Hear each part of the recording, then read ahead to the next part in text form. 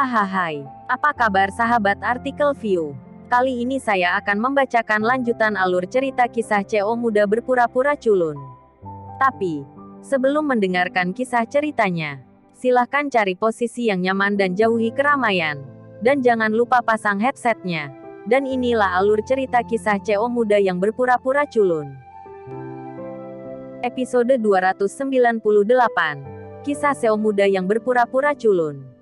Ketika Rehan berjalan menuju Ikram panik dan berteriak kepada bawahannya, meminta mereka untuk menghentikan Rehan. Bagaimana kau bisa menghentikannya? Taktikmu sangat kejam. Generasi kedua yang kaya dapat mencapai arogansi sepertimu. Tampaknya ayahmu sangat memanjakanmu. Hari ini, aku akan memberitahumu bagaimana rasanya menggunakan taktik kejam pada dirimu sendiri, kata Rehan dengan dingin. Apa yang ingin kamu lakukan? Pelatihan rotasi bertanya dengan panik. Karena kamu bisa datang dengan siksaan semacam ini. Tidakkah kamu ingin mengalami seperti apa rasanya? Rehan mencibir. Aku salah. Aku salah. Tidak.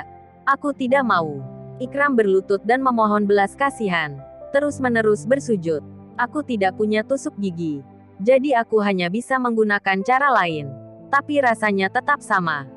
Rehan menjambak rambut Ikram dan menyeretnya ke meja kopi. Menekan tangan kanan Ikram dengan kuat di atas meja kopi. Rehan mengambil asbak, menghancurkan jari-jarinya satu persatu sampai dagingnya berdarah. Jeritan nyaring Ikram terdengar di villa, dan Chandra ketakutan. Tetapi pada adegan di depannya, dia tidak bisa melakukan apa-apa selain menontonnya. Ayah, selamatkan aku. Selamatkan aku dengan cepat. Ikram berteriak pada Chandra. Jari-jari seluruh tangan kanannya benar-benar lumpuh. Dan rasa sakit yang menusuk hati membuat Ikram merasa bahwa hidup lebih baik daripada mati. Ini adalah harga yang harus kau bayar. Chandra menggertakkan giginya dan berkata, pada saat ini, dia hanya bisa membiarkan Ikram menanggung akibatnya. Jika tidak, Rian akan menyerang dirinya sendiri. Dan konsekuensinya akan lebih mahal lagi. Ketika tangan kirinya diletakkan di atas meja kopi, Ikram putus asa, menggelengkan kepalanya dengan panik, dan berkata kepada Aril, aku tahu aku salah. Kamu biarkan aku pergi. Tidak peduli apa yang kamu ingin aku lakukan. Aku akan berjanji padamu. Aril lemah, merosot di sofa dan berkata dengan lemah, jika kamu salah, kamu akan membayar harganya. Melihat Aril tidak melepaskan rencananya, Ikram berteriak pada Chandra lagi, bagaimana kamu bisa menjadi seorang ayah? Putramu akan dibunuh sekarang. Kamu masih acuh tak acuh. Chandra, aku satu-satunya di keluarga Sangkala. Pewaris. Keluarga Sangkala ingin aku mewariskan garis keturunan. Mengapa kamu tidak melakukan apa-apa? Hati Chandra tenggelam. Dia hanya memiliki satu putra. Dan karena alasan inilah dia memanjakan Ikram tanpa batas. Terlepas dari dia apa yang kamu lakukan. Kesalahan apa yang kamu buat. Chandra akan melindunginya terlepas dari konsekuensinya. Jika dia tahu hari ini lebih awal, dia tidak akan pernah memanjakan Ikram seperti ini. Akulah yang mengembangkan karaktermu. Tetapi kamu juga sombong. Jadi aku akan memberimu pelajaran kali ini, kata Chandra.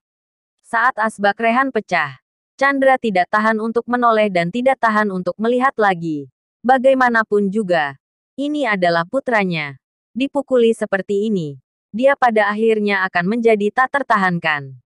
10 jari berdarah dan berdarah. Ikram pingsan karena rasa sakit untuk sementara waktu. Tetapi dibangunkan oleh semangkuk air dingin Rehan. Ayah dan anak itu berlutut di depan Aril. Dan semua pria itu telah diusir dari villa. Suasana hati Chandra sangat rumit. Dan dia tidak bisa menebak berapa harga yang bisa dia dapatkan dari pengampunan Aril. Aril, aku bisa memberimu setengah dari aset keluargaku di Pulau Bali ini. Aku hanya memintamu untuk melepaskan kami, kata Chandra. Aril tidak berbicara, tetapi menatap langsung ke arah Ikram. Dia tidak bisa bergerak sekarang. Jika tidak, dia akan membunuh Ikram sendiri. Mereka yang memiliki pemikiran bengkok tentang Kauri hanya akan berakhir dengan kematian. Skala terbalik ini, bahkan jika raja dan ratu datang, tidak akan bisa menyentuhnya. Melihat Aril tidak berbicara, Chandra melanjutkan, aku akan memberimu 2/3. Apakah menurutmu aku peduli dengan uang? Ariel berkata dengan ringan. Ribuan miliar ada di depanmu. Apakah kamu tidak tertarik? Kata Chandra tidak percaya. Ariel mungkin tidak peduli jika dia memiliki sedikit uang. Tetapi properti keluarga Sangkala luar biasa. Belum lagi nilai pasarnya. Nilai sebenarnya sudah melebihi 100 juta. 100 juta. Bagaimana mungkin ada orang yang tidak tergoda? Ariel tersenyum acuh tak acuh. Belum lagi puluhan miliar. Bahkan jika ratusan miliar ditempatkan di depannya, dia bahkan tidak akan meliriknya sekarang. Ikram, apakah kamu ingin hidup? Ariel bertanya pada Ikram. Ikram mengangguk seperti ayam yang mematuk nasi. Dia tidak ingin mati. Dan dia tidak ingin mati di tangan Ariel. Selama dia selamat, dia akan memiliki kesempatan untuk membalas dendam di masa depan. Adapun Ikram, yang pasti akan membalas dendam. Bahkan sekarang dia masih percaya bahwa selama dia diberi kesempatan, dia akan memiliki kemampuan untuk membalas dendam. Jadi bagaimana jika Rian begitu kuat dan menghabiskan banyak uang? Tidak bisakah Anda mengundang pembunuh yang lebih kuat? Kupikir, Ikram membenamkan kepalanya dan berkata dengan keras. Belum terlambat bagi seorang pria untuk membalas dendam selama 10 tahun. Selama dia bisa bertahan hari ini. Bunuh dia dan aku akan memberimu kesempatan untuk hidup. Chandra gemetar dan berkata dengan ngeri. Apa yang kamu katakan? Kamu membiarkan dia membunuhku. Kamu tidak salah dengar, untuk membunuhmu. Apakah menurutmu putramu memiliki keberanian seperti itu? Ariel tertawa. Chandra menggertakkan giginya dan berkata. Bagaimana dia bisa membunuhku? Jangan menipu orang terlalu banyak. Apakah kamu terlalu banyak menipu orang? Ariel memandang Chandra dengan dingin dan berkata, keluhanku padanya bukan apa-apa, tapi kalung abadi. Dan aku. Lelangnya terbuka dan adil. Tapi kalian semua merasa malu. Jadi kalian menangkapku. Siapa yang terlalu banyak menipu orang? Untuk membunuhku. Kamu terlalu berlebihan. Kami meremehkan hubungan antara ayah dan anak. Kata Chandra tegas. Dentang. Sebuah belati jatuh di depan Ikram ketika Chandra melihat tangan berdarah Ikram terjulur. Wajahnya berubah drastis. Ikram, apa yang kamu lakukan? Aku ayahmu. Tegur Chandra. Ekspresi Ikram muram jika dia bisa bertahan hidup hanya dengan membunuh Chandra. Dia harus melakukannya. Ayah, jangan salahkan aku. Kamu sudah tua. Ayah sebentar lagi akan meninggal. Dan saya berbeda. Saya masih muda. Dan saya ingin mewarisi garis keturunan untuk keluarga Sangkala. Tenang saja ayah akan di surga. Diberkatilah, aku akan segera menikah. Begitu dia selesai berbicara, Ikram, yang memegang belati di tangannya, membawa Chandra ke dalam pelukannya dan memeluknya dengan erat. Chandra menunjukkan ekspresi yang luar biasa. Dan rasa sakit di dadanya memberitahunya bahwa Ikram telah menyerangnya. Dan dia tidak melakukannya. Dia ragu-ragu sebentar. Kamu. Ikram mendorong Chandra pergi tanpa melihat ayahnya, yang terbaring di genangan darah.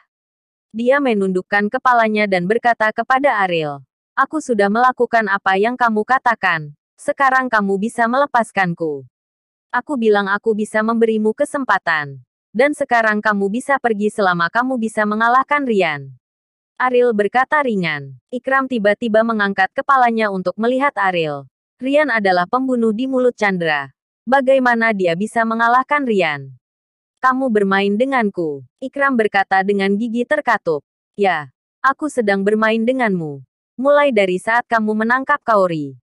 Kamu ditakdirkan untuk mati. Dan tidak ada yang bisa menyelamatkanmu. Ariel berkata dengan dingin. Rian berjalan ke arah Ikram dan berkata, apakah kamu ingin aku memberimu kesempatan untuk melawan?